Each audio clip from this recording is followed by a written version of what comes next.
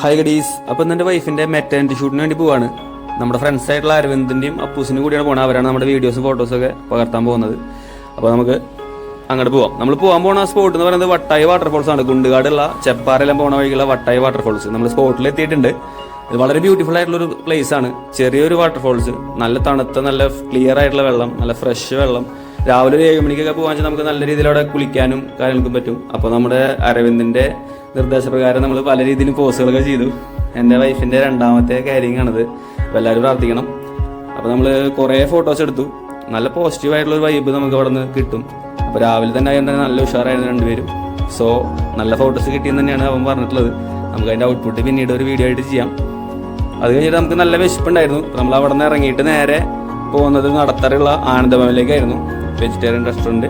അപ്പോൾ അവിടെ പോയി നമ്മളെല്ലാവരും പൂരി മസാലയും നല്ല ഫിൽറ്റർ കോഫിയും കഴിച്ചു. നല്ല ഫുഡായിരുന്നു കേട്ടോ. നമ്മൾ ഇതിനു മുന്നും പോയി